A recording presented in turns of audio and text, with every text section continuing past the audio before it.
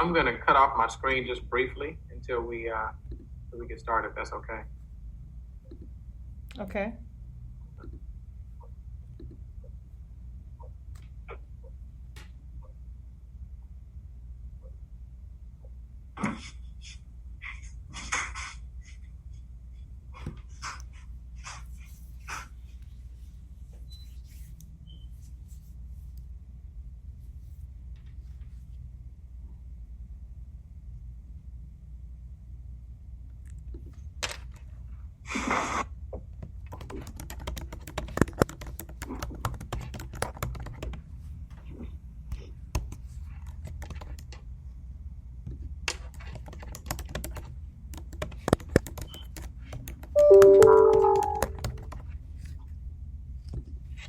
Okay, we're going live.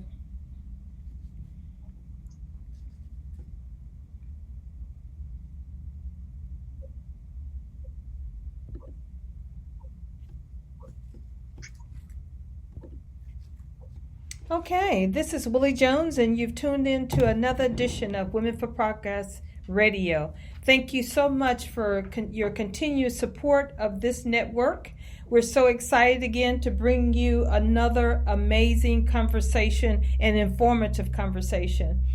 Before we get started, I want to just give a shout out to an upcoming event, Who's Who of Mississippi Women. We're so grateful and so excited about the work of its founder.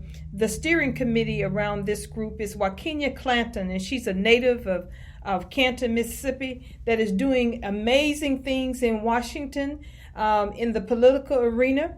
And she has decided this year for Women's History Month to celebrate the amazing accomplishment of exemplary women from the state of Mississippi. So this Saturday, April 3rd, at 7 p.m., there's going to be a virtual celebration, and we want you to go to MississippiWomen.org, MississippiWomen.org, and Mississippi is spelled out, and you can get tickets for that event. And all of these tickets and proceeds from the sale of these tickets go to local charities here in the state of Mississippi, charities that support women and girls and empower women and girls. So we want you to go to MississippiWomen.org, purchase tickets for the event, and women from all over the state of Mississippi will be celebrated that particular evening. And it's going to be live and you can find out all the details at MississippiWomen.org on the Facebook page that the celebration will be held. It's going to be not only celebration of women, but field full of entertainment for that entire evening, all around celebrating Mississippi women and what they have accomplished here in the state of Mississippi. So please engage. Please go to that website, purchase tickets, support. Even if you don't want to purchase a ticket, but you say, this is a cause that I want to support, you can make a donation of any, whether it be $25 or $50 or whatever amount you would like to donate, if you do not plan to actually participate in the virtual gala. And it is a gala for that particular evening. So we're so excited. I'm one of those women who are being celebrated. Thank you.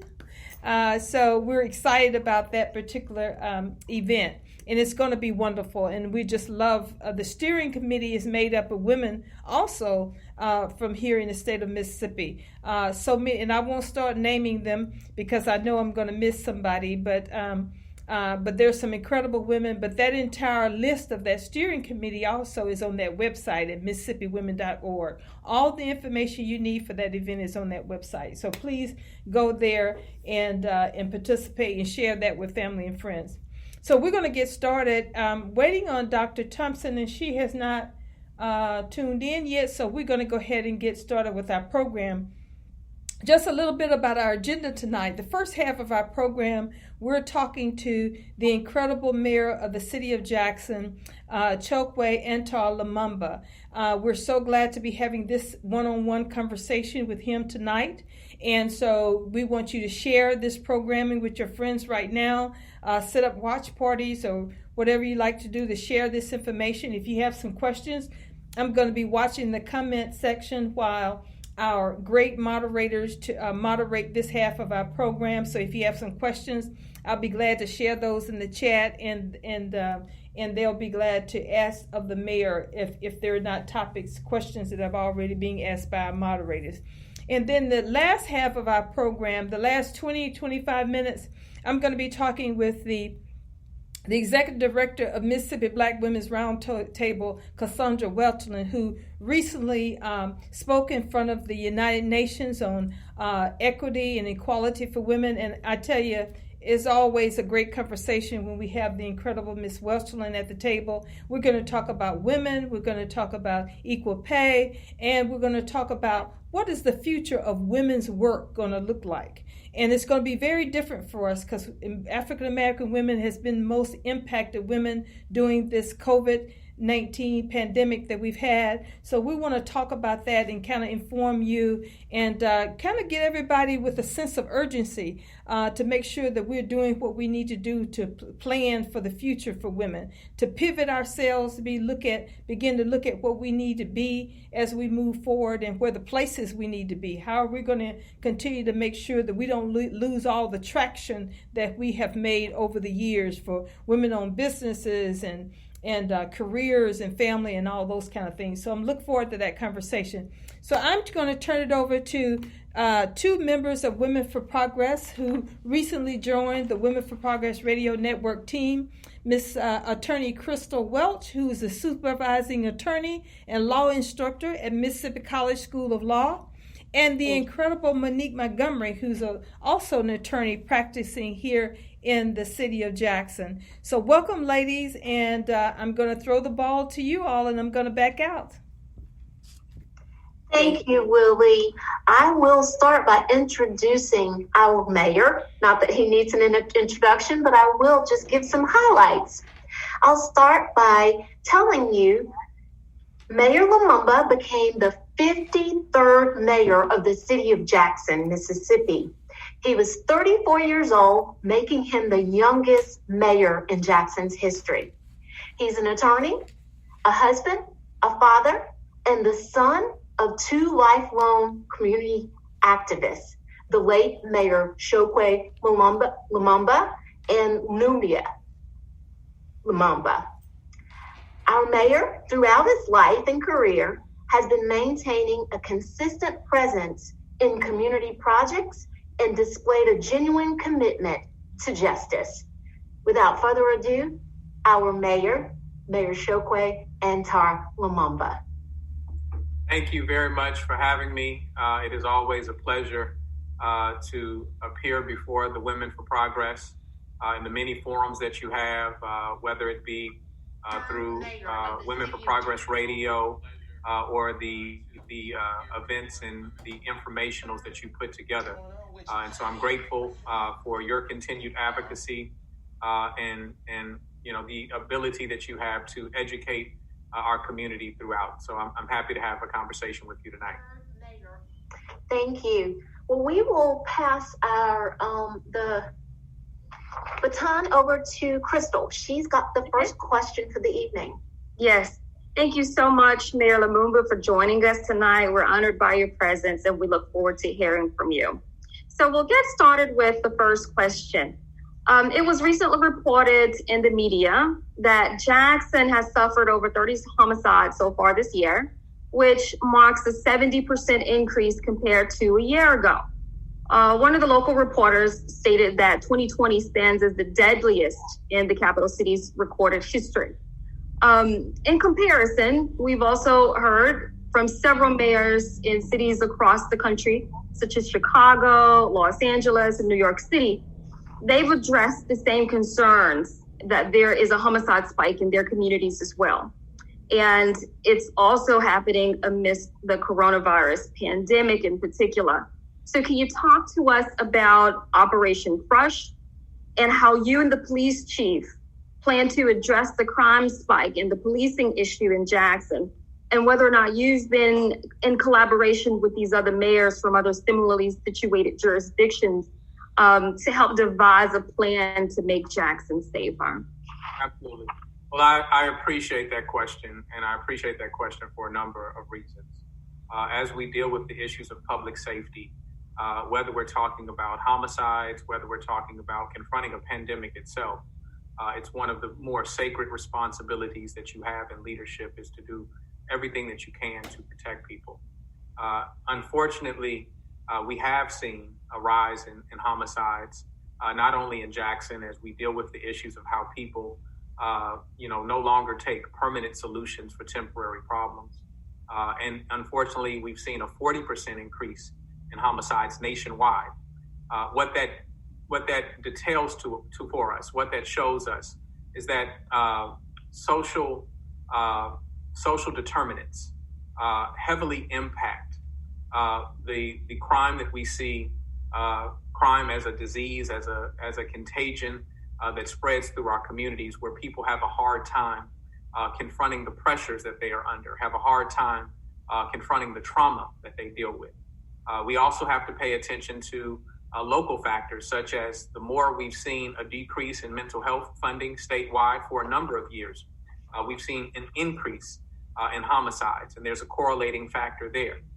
We've also seen that there has been, since the institution of open carry, there has been an increase in gun violence, and particularly a rise in how it has affected young people and young people dying by gun violence. And so I think it is important that not only are we armed with the facts, but in being armed with the facts, we look at solutions, right? Often we get marred in repeating the questions of our challenges, but not really putting forth solutions. And so we believe that those solutions have to encompass a holistic approach.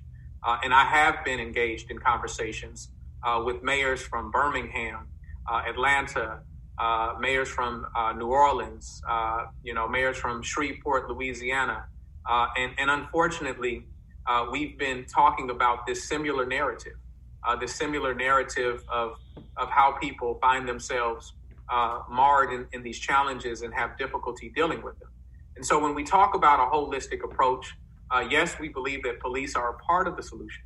Part of that solution is, we've actually had 6 times as many recruit classes as the prior administration coming into office. You don't hear that, right? We hear about the recidivism of our police department. Sometimes the news you don't hear is the most telling. As the Clarion Ledger did a public records request and compared Jackson to cities of similar demographics and cities of similar size across the South, they found that actually Jackson's rate of not recidivism, but the rate of attrition, Jackson's rate of attrition with our officers was actually on par and better in most instances. And so what that tells us is that we're having a problem maintaining people who are interested in the career of law enforcement nationwide, and particularly in the southern region, as that research identified. And so we have to look at how we make it more attractive. And we locally have created what we believe is a more adequate and just career path. Yes, we believe our officers in their entirety deserve more money, but we have to start somewhere. And so we found that as our recruits were coming in, there was a 10-year gap before the first opportunity that they had for a significant raise. Most of us will not hang around for any career for 10 years before we want to be able to see some demonstration of their appreciation for our work in our career. In addition to that, we have instituted new tools to help our officers, such as, not only did we have new vehicles for patrol officers, the first time Jackson police SUVs in those SUVs are now computers that will help them get information directly. We're looking at creative measures that shorten the time that they have to respond to cases, such as looking to employ civilians to deal with accident reports like they do in Georgia and California, not trying to hold up their time anymore so that they're logged down with issues that are not as severe more often than not than the issues of domestic violence, the issues of crime, the issues that they have to address on a day-to-day basis. We've employed a real-time command center, one that but many law enforcement agencies across the state have come in order to look at and figure out how they can mimic and how they can be a part of and support and have in their own cities, because we understand that we have to take a 21st century to the issues of 21st, how we provide safety to communities in the 21st century. And so we look at how we use surveillance as a tool, how we use it as not surveillance, how we use virtual policing as a tool. So our officers, when a event takes place, that they have real-time eyes in the sky that can say, where a suspect went, that can say, where a series of burglaries have taken place, and we can triangulate around them so we can know where we need to position officers now that we don't have as many to disperse across the city. So those are some of the tools that we're using. And I can point to many, many more that we're using, but we also have to understand in a comprehensive way that the issue of safety is not exclusive to the issue of policing or the task of policing. When we have sons killing their mother and their sister, when we have domestic violence issues that are escalating, when we have the trauma of young people no longer being in the institutions where they thrive because we've been in the midst of a pandemic. The reality is that if we had 100%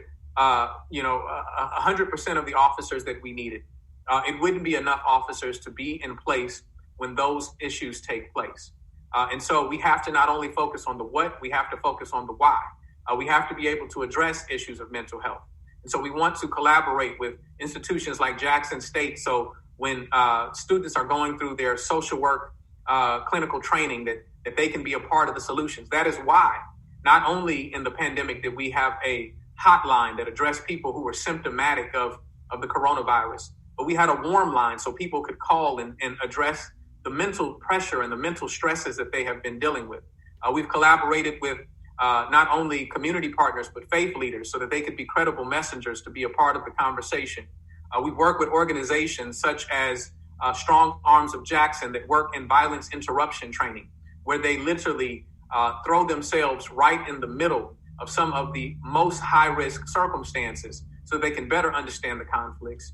And instead of being a part of the problem, which many of them admittedly see themselves as having been a part of the problem, they want to be a part of the solution, and we should support them in that effort. And so we talk about these measures because of our discussions with mayors across the country, because of the success that it had in places like DC and Stockton, California, in reducing the homicide rate. We have to realize that the way in which the pandemic exacerbates issues of public safety is multifaceted. One way is that we have people that when they're arrested, they are being placed back on the streets because the court system isn't flowing or functioning in the way in which we would normally see it function. Caseloads are backed up. And so we don't see the judicial process moving as swiftly as it needs to. In addition, our residents need to be aware as we have these conversations, some of the challenges before the city of Jackson, such as we're under a federal consent decree based on what was deemed a pay or stay program back in 2016, which now requires us to release people if they do not have the money to make bail within a 48-hour period of time, if they were arrested for domestic violence, if they were arrested for shooting in the city. And what are we releasing them into? We're releasing them into the same conflicts that they were in prior to going into jail. So often some of the homicides we see are people who have been arrested, people who have been locked up and have been released right back into that same conflict. And so as we look to change and negotiate with the federal government in terms of how we can get from up under that consent decree, as we try to see our judicial process that I know that they're working hard in the circuit court and the county court to move along, we also have to make certain that we dig deeper and know that it's an all hands on deck moment, that it requires not only city leadership, it requires faith leaders, it requires leaders who provide social services, it requires all of us. Just as Ella Baker said, that when you look deep into community, you find strength and not weakness. And so we are calling on community to be a part of that solution with us. Thank you, Mayor. Thank you for the response. Very thorough. I'm going to shift a little bit and ask a question regarding the season that we're about to go into. With Mississippi being considered the tornado area, or we just experienced the tornado over in Birmingham. Could you share with us the information or updates on a safe room for the city of Jackson? Mm-hmm. Well, we have areas of shelter that we provide all across the city, and forgive me for not having on hand what are those safe rooms. That is usually a function of our constituent services department that we provide that information. We've become all too accustomed to having tornadoes in tornado watches and tornado warnings in the city of Jackson, and I make mention of that because I think it is important that we don't become complacent because it is a frequent occurrence. Sometimes we feel that it'll pass and it won't be problematic, and so there are many advisories that are put out in terms of how you protect yourself in your home. There are many advisories about being away from windows and doors and making sure that you're protected. But even bringing up the issue of tornadoes, what you connect me to are the issues of increased severe weather events that we are experiencing. I don't know if it is, I have the distinction, I wouldn't call it an honor, but I have the distinction of probably saying that our administration has dealt with more crises than any administration in recent memory.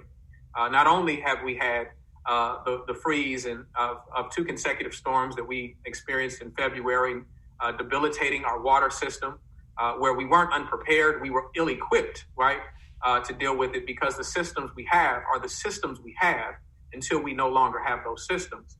But we dealt with a similar issue in 2018, where instead of it being the water treatment plant, it was the pipes in the ground that were bursting so much that we had to bring contractors in. We dealt with a 30-year flood that we haven't seen since, I think, the year of my birth, right? Prior to that,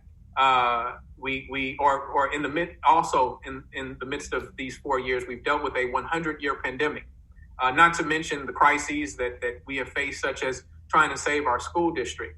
And so, we've been able to rally through each one of those crises because of the strength of our residents, because of the character of this city. And so it's been a task to put forth or author solutions in the midst of these crises. But we've been able to do so in many regards, such as in the pandemic, author some of the most progressive policies because we've had the advice and instruction of so many dedicated residents in our city.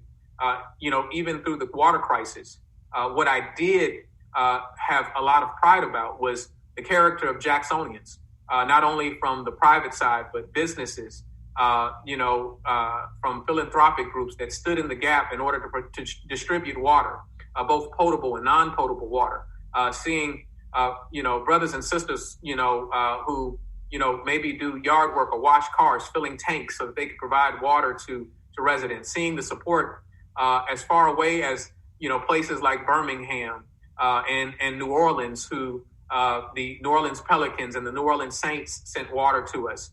The city of Birmingham did the same, as I mentioned. And so we're grateful to really learn of the character of our city in the midst of these crises. The reality is, in this position, you can never guarantee our residents that we won't face challenges, that we won't face crises.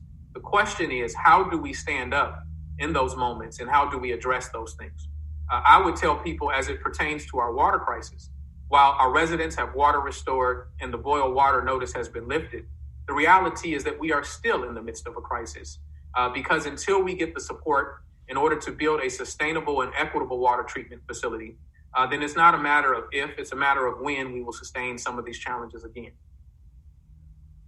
Thank you. All right. Thank you for that very thorough response. And I'm going to switch topics.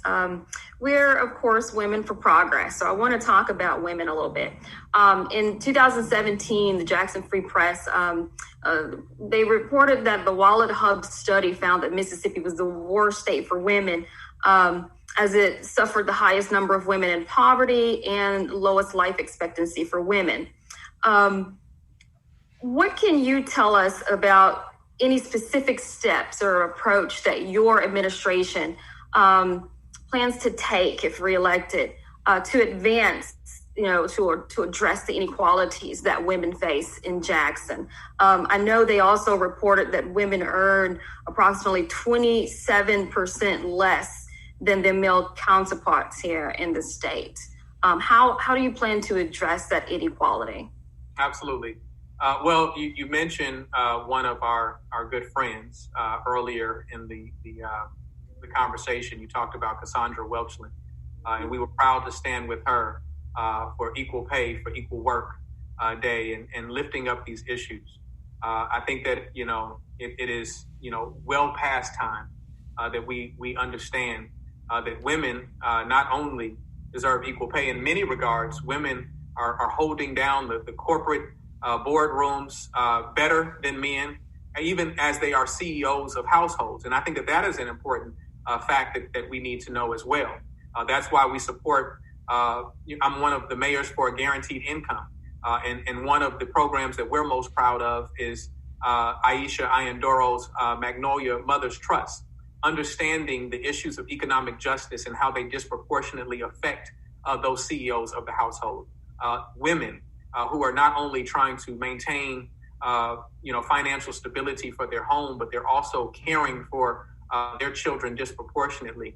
And so we're intentional. We think about gender equity, not only in terms of what our city departments look like and our leadership, even to the tune of fighting for raises for some of our senior staff, as some of the men we recognize had disproportionately high salaries to those women. And I think that we have to be intentional in that regard. I also have been a part of discussions that talk about how we create an environment of success that allows mothers to no longer be concerned with the issues of whether their children are in safe learning environments and protected, and how we look at in the corporate structure, how we better support them so that they can be more productive employees for the businesses that they work in. I think we also need to be intentional in terms of, how we deal with corporate or contractual partners with the city and make certain that we are balanced in how we are supporting opportunities for women equally as we, support opportunities for Black and other minority businesses. Thank you. Thank you, Mayor. Our final question, can you provide us an update on the status of Jackson's water and infrastructure crisis and how your administration has dealt with the legislative proposal for federal funding? Yeah. So we've been consistently beating this drum.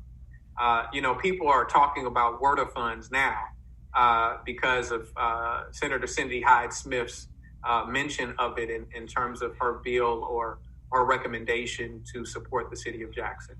First and foremost, let me be clear that we will work with the coalition of the willing. Anybody, regardless of party, regardless of position, if they are willing to help the city of Jackson, then they will find a sincere partner in us, and we will work towards that. But what we need, and what we have continued to express through our legislative requests, through our lobbyists, is a need for not only some low-hanging projects that we have to address, and that's where the $47 million number comes from.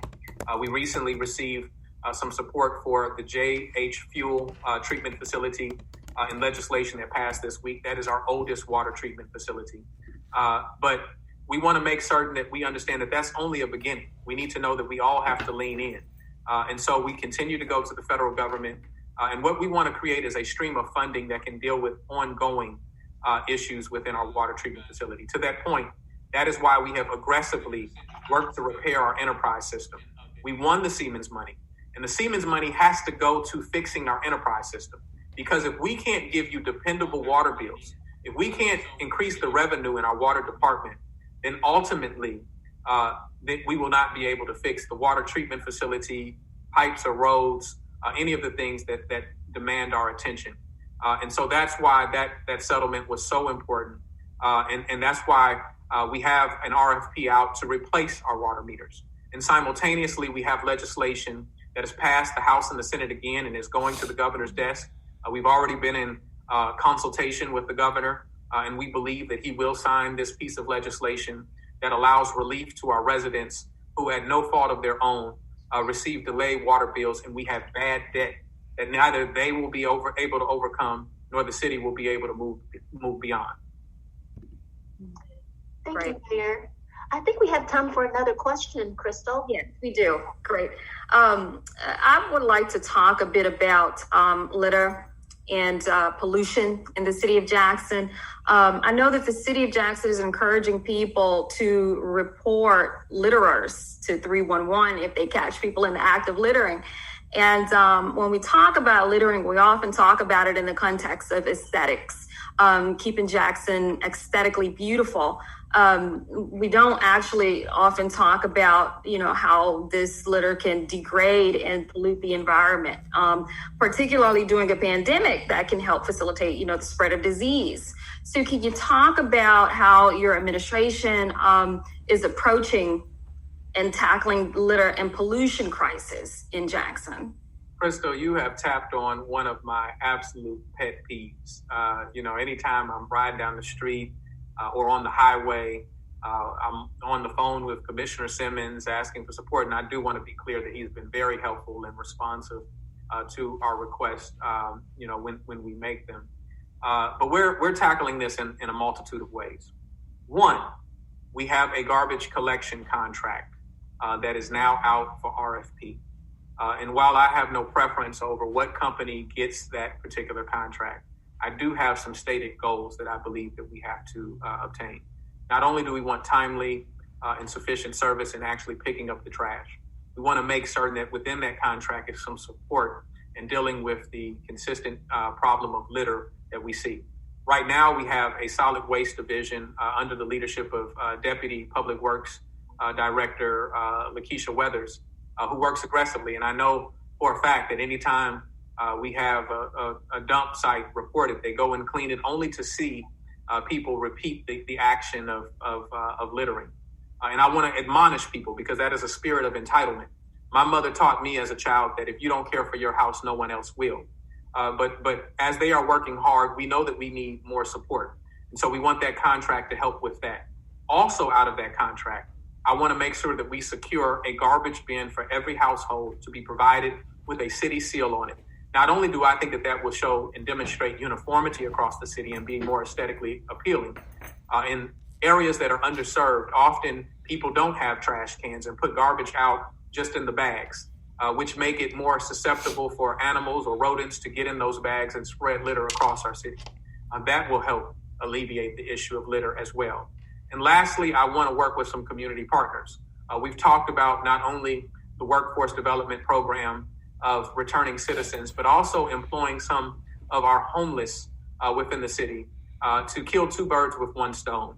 Not only to provide them a means of revenue through a homeless coordinating participant that will help us administer that program, but also it will help address the aesthetic appeal of our city while showing compassion at the same time. So I think that it really requires all of those efforts to address the frequency in which we see litter.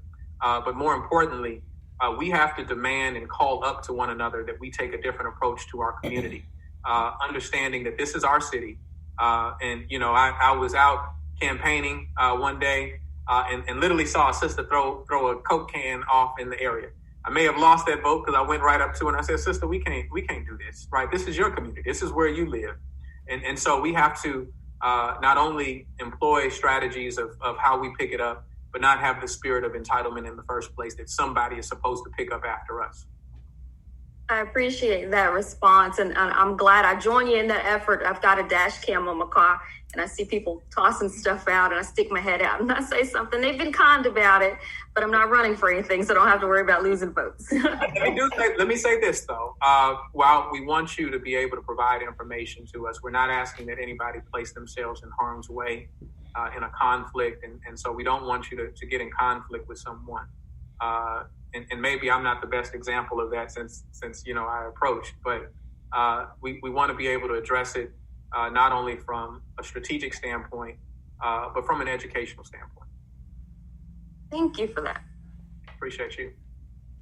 Willie, I think we have ended our segment questioning Mayor Chokwe Lumumba, and we want to thank him so much for sharing his time, his wisdom, his energy, and his talents with us. We thank him for his leadership, and we wish you all the best. Thank you. We also want to encourage everybody to go out and vote on April 6th. Absolutely. Yeah. April 6th. And thank you both, Attorney Crystal Welch and Attorney Monique Montgomery. You both have led so much a part of this effort around municipal election 2021, and you've done it with such excellence and such care. And we just want to put our hats out to you. You two are incredible women that have given so much, not only to this organization, but to our community in 2021. And we're so excited about what you bring to the table and look forward to our continued working together. So thank you all so very, very much. And I'm going to let you all back out of the conversation because I think I have my next guest. So Mayor, thank you so much. I appreciate it. I want to thank you again for always in support of Women for Progress in this organization. And we thank you so much for always coming when we call. We appreciate that type of support. And we wish you well over these next few days that you have left. We know it's going to be a hard and fast few days that you have before April 6th. And so we just want you to keep safe while you're out there, and we want to wish you luck. Thank you so much for joining us this evening. Okay? Willie, I want to thank you, and thank you for this platform. It is incredible to be able to allow the candidates to come forth virtually and share their platform so they'll know who they are electing to serve our great city. Thank you, Willie. Thank you. Thank you, Willie, and congratulations to you. You are definitely an empowering woman. Well-deserved award. Thank you. Okay, thank you so much. Thanks, ladies. Bye-bye. Have a blessed evening. All Thank right. you. Thank you, too. And Ms. Welchlion, I think I have you in the room with us. I'm here. Hello. Hi, how you doing? Hello. Good. Hello. Good to see you. You're looking well rested today, so I hope that's true, or you're just looking beautiful as usual. I'm a little bit rested, a little bit. Okay, good. That's always wonderful. Well, we're so excited about the work that you're always doing, but in 2021 specifically, around equal pay, I think we keep year after year, we keep getting closer and closer to this thing around equal pay. And several other states have put legislation around this thing. I want to start with that, and then I want to talk a little bit about your recent trip. But let's talk about equal pay in Mississippi on where we are. And tell us what other states are doing too, where we are in relation to the rest of the world. I hope we're still not last, but on our way there. But talk a little bit about that. Hold on one moment. Lord have mercy. Everybody should know who Cassandra Welchlion is. So I was going to introduce you or tell them something about you, but go ahead and I'll bring it out. We'll work that out a little later on in the program. Okay. I'm glad to be here with you, Willie, and Women for Progress, and really appreciate all the work that the organization is doing and what you're doing. And really, Women's History Month just passing, can't help but to, of course, think about Miss Stewart as well, who really helped birth this organization. And she was my teacher, my teacher, 7th grade. So the Mississippi Black Women's Roundtable, through our Women's Economic Security Initiative, of course, again, we've been advocating for women's wages in the state of Mississippi, for equitable wages through that initiative. And we know the legislature just ended today. Mm-hmm. And just as we have the last 5 years, we have introduced and worked with legislators, to introduce equal pay legislation. Women, for background, and not just the equal pay, but we actually introduced a slew of work with legislators to really introduce a women's policy agenda. Mm-hmm. And so equal pay is just one of those things, one of those items. And so this year we introduced equal pay for equal work, pregnancy accommodations, paid leave, sick leave, increasing minimum wages. We introduced legislation around protecting students on campuses. So we've done quite a bit of work. And so this year, of course, equal pay was one of those pieces of legislation that we championed behind. And yes, we are still the last one in the country without equal pay. Mm-hmm. And yes, we are still, our Black women are making 56 cents on the dollar compared to white men. And Latin women, along with indigenous women, are also making lower wages. And white women are making 75 cents on the dollar in Mississippi. So the wage gap is still the widest in the country. And we want women to make what their fair share is. Today is April Fool's Day, and I just sent out a tweet that the UN actually posted that said, we wish this was April Fool, but women are still making low wages, and Black women in the state of Mississippi are still making 56 cents on the dollar. Yeah. And that is not April Fool's. Right. And so and given the pandemic, also given the which impacted, women's economic security, the economy.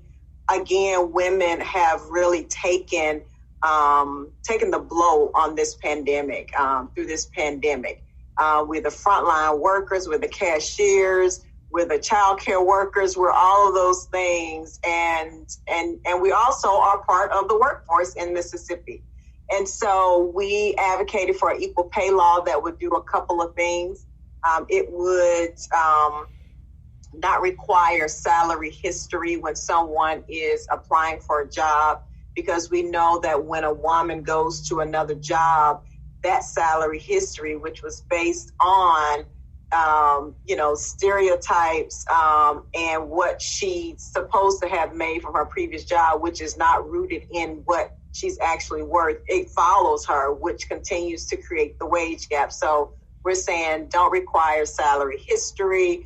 The other thing we ask is for transparency in the workplace, that people aren't banned from talking about their wages with each other. We know that Lilly Ledbetter Act, which was the Paycheck Fairness Act, which we have, she found out that she was making way less than the man that was working with her, because someone left his pay stub on the Xerox copier. Mm-hmm.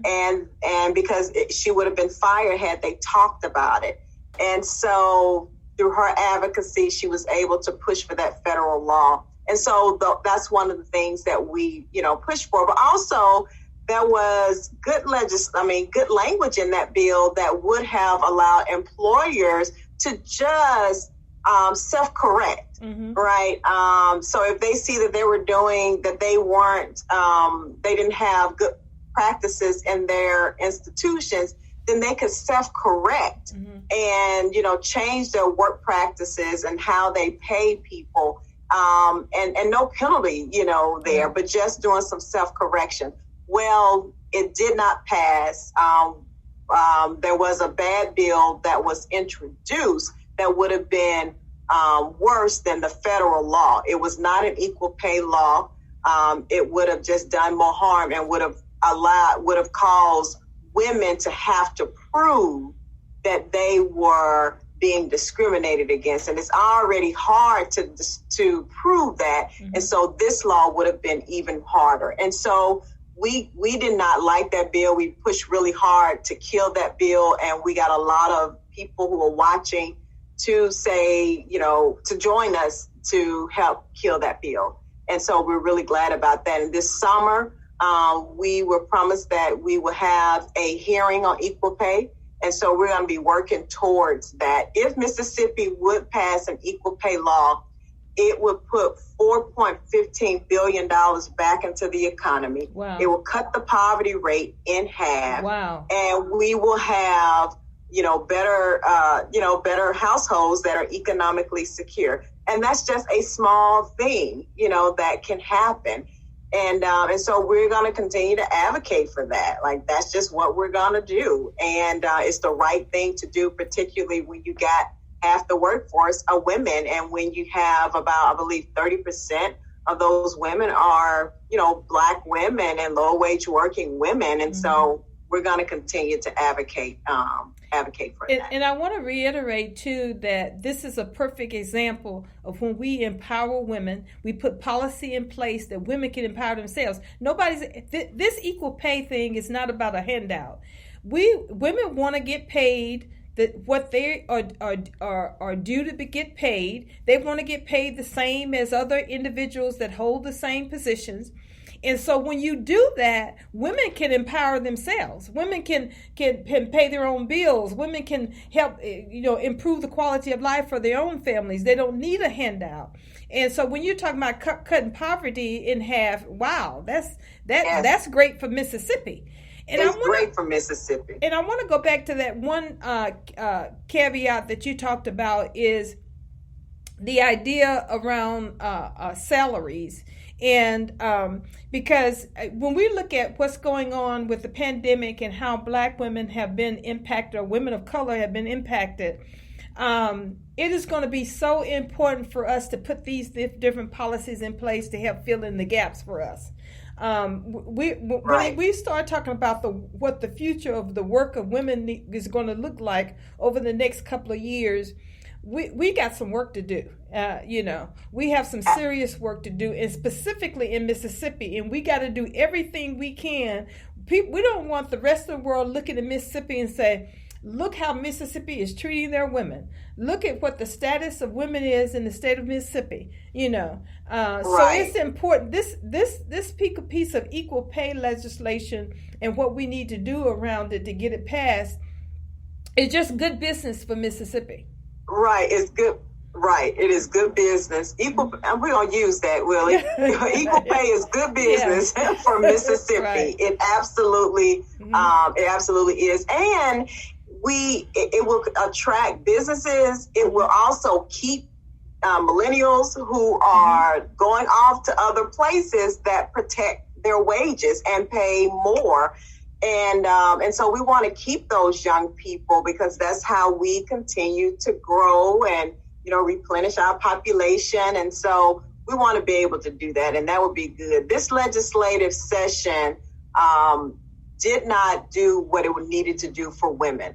I think we got one good piece of legislation out of here, which was the Dignity Act. And even that, which is, for incarcerated women. It was a huge step, that women, won't be chained when they're having their babies. They'll be able to keep their babies and bond with them for 3 days, even though that's still not a long time. And they'll be able to get sanitary napkins, as many as they need, because they weren't being provided for. Oh, wow. It seems like that's the basic thing. My goodness. That is basic. And so our organization worked with Latasha Jackson the last couple of years because she goes down there every year and has been for a couple of years now, to give them a Christmas dinner. And it's just the most incredible thing you ever want to see. It's dressing, it's turkey, it's ham, it's all kind of sweet things. I mean,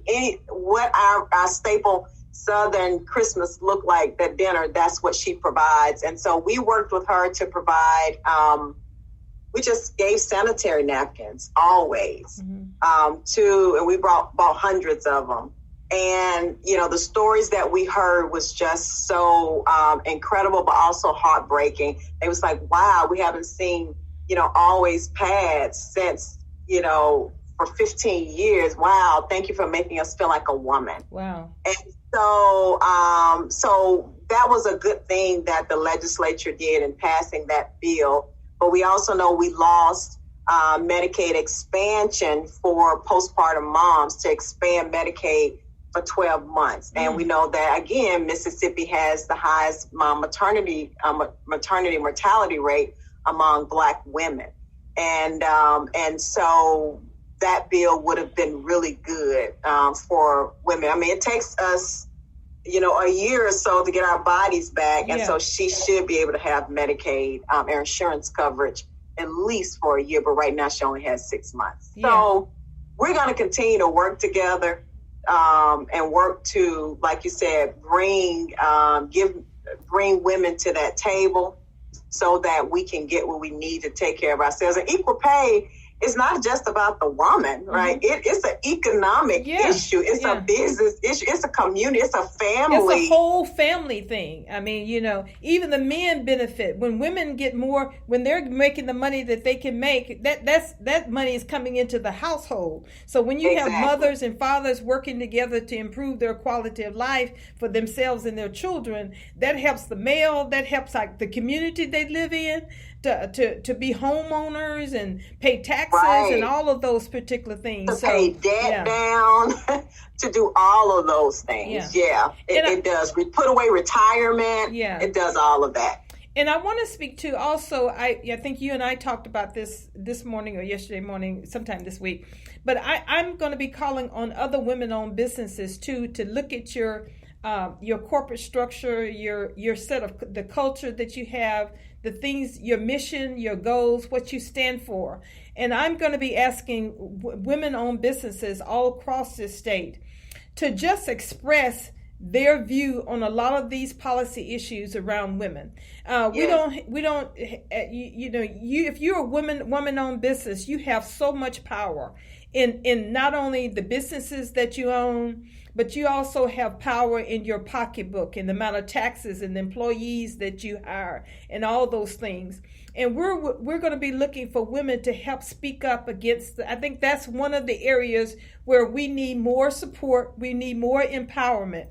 And we don't want women-owned businesses to just to say, well, I'm going to speak, I'm going to speak out on this piece of Democratic legislation or this Republican legislature or some of the theological issues that are around a lot of things. We just want you to speak to what you believe in. Most businesses have specific things that they champion, that part of the vision and mission of their organizations. So we just want you to extend that a little further to these issues around women. And that's going to be powerful for us. Our legislators need to hear from our business community. They need to hear what we think. And then share with them what our employees think. Many of us hear conversations from our employees. We have conversation with the challenges that they have. So we're going to be asking women-owned businesses to help in this effort. We really need that empowerment. We need all types of communities to speak on this issue. Right. And another campaign that we have is our Equal Pay Committed Cities campaign. So we really want to layer this. So when the legislature is gone, we're still working it at the local level and at the municipal level. And so we are going to be convening our first cohort of mayors in a couple of weeks to join the campaign. The city of Jackson was the first to become an Equal Pay Committed City in 2019, I think it was.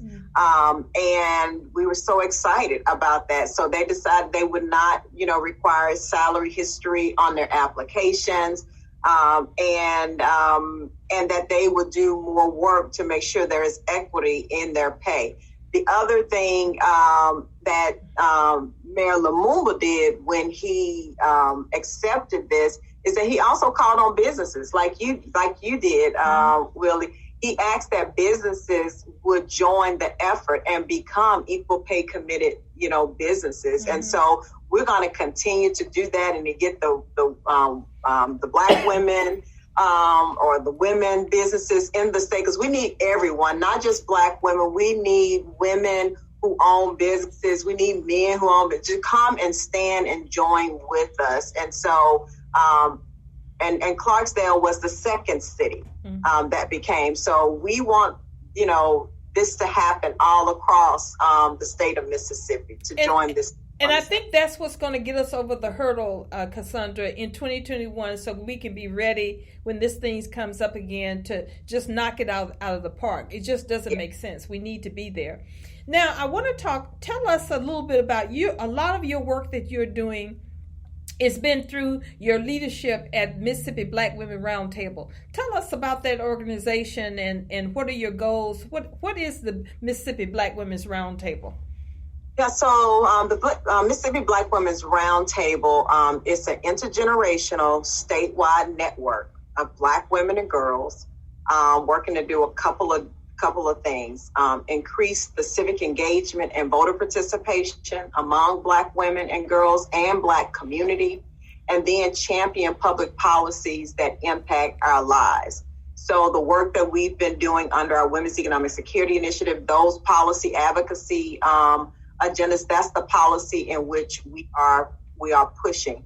We are a part of a national organization. We're one of, I believe, 12 affiliates, in the country, all led by Black women who are just incredible. But we're a part of the National Black Women's Roundtable led by Melanie Campbell. And it was founded and started by Dr. Dorothy Height. And just an incredible organization. And we work to just make sure that, women, Black women have a space. And this is what I say, we create spaces of joy, we can create spaces of healing, and we create spaces of activism. And that's what we do through all of our work. And so we have several programs. We have the Black Youth Vote program under our leadership work, where we got young people that are civically engaged, learning the process, canvassing. We did a lot of work this past election cycle. And then today we were out at Eddie's Soul Food down on Bailey Avenue, and tomorrow we'll be at Johnny T's. We got a live DJ, Sinatra will be out there, and so we have that program. We also have the Power of the Sister Vote under our civic engagement, which is our signature voter engagement work for women, and then we have our policy advocacy work, which is the Women's Economic Security Initiative that really holds our policy work. And so, we're doing just quite a lot of work, and just to elevate the issues that impact Black women and girls.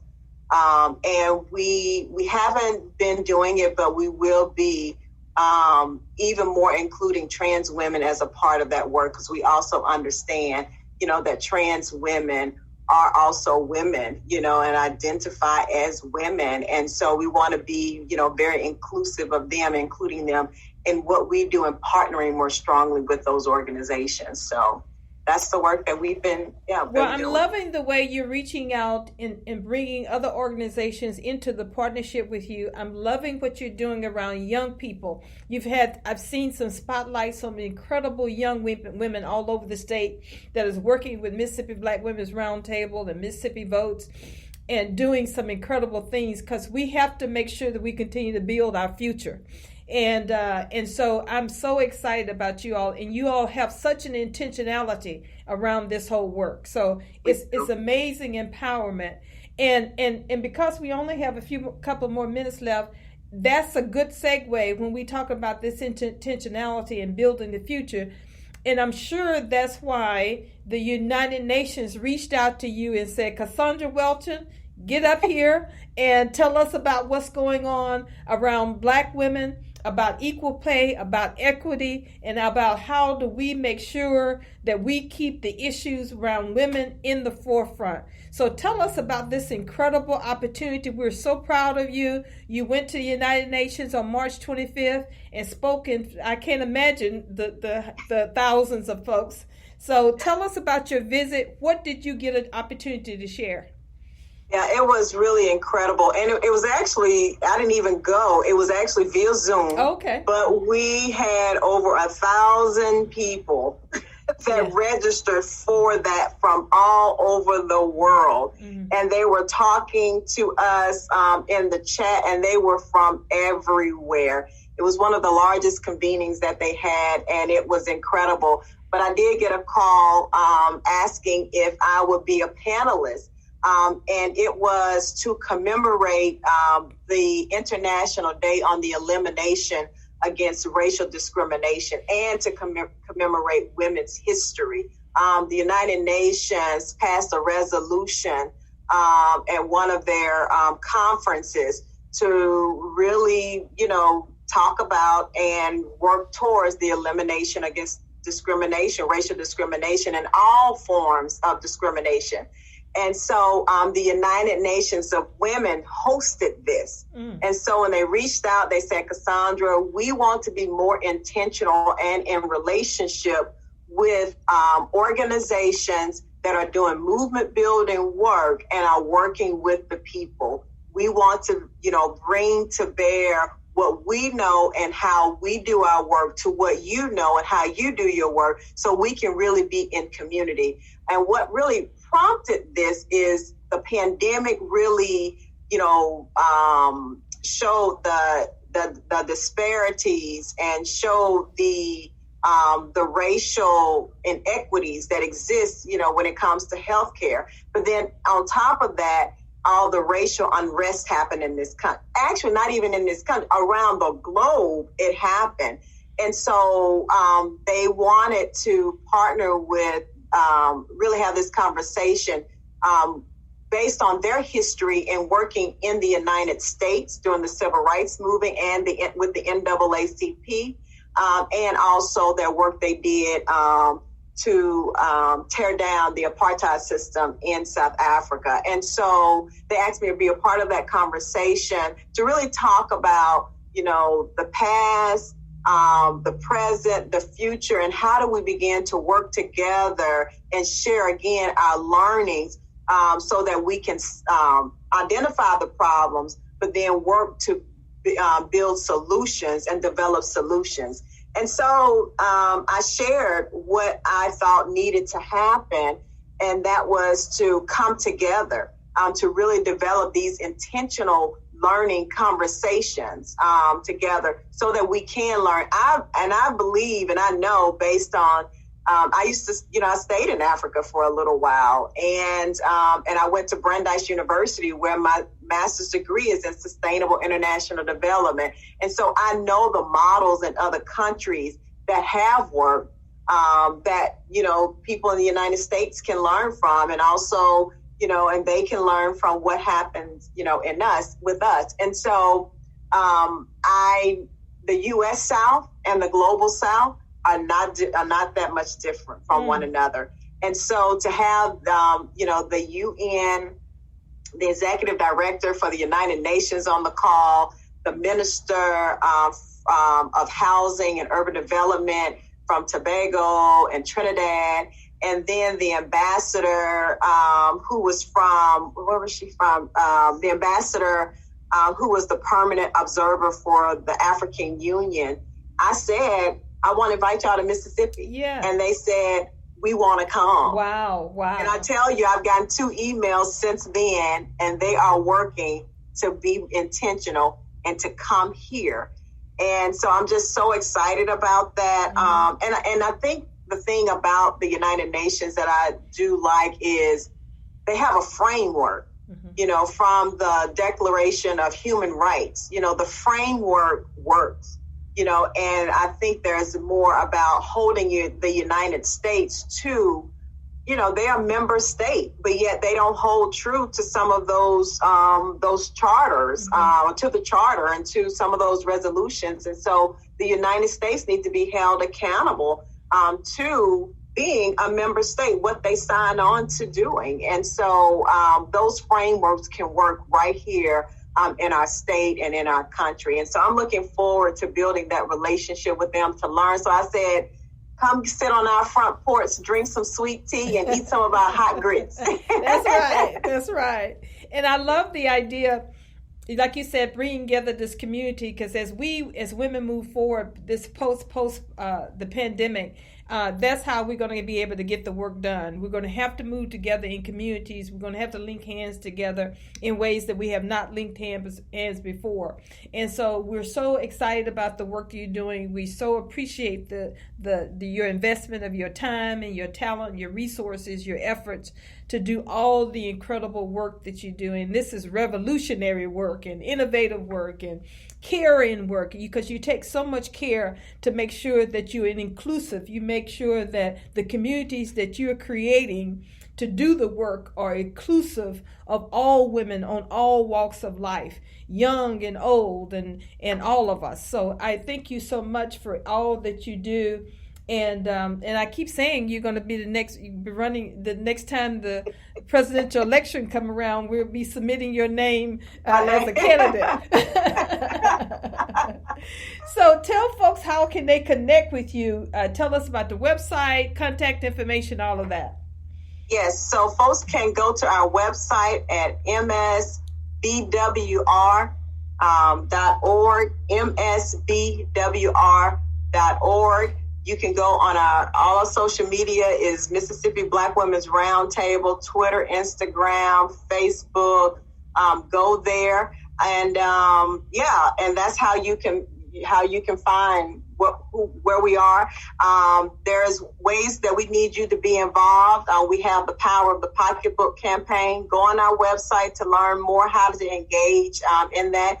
And come on down to Johnny T's tomorrow. The first 100 people there, you get a free meal and bring somebody. And you got to bring somebody that's not registered to vote. Okay. And so bring somebody down there so they can get registered to vote, and you'll get a free meal. We'll have a live DJ on site. That's amazing. That's worth showing up for. Start calling You're up right. folks and say, "Oh, you registered? You registered?"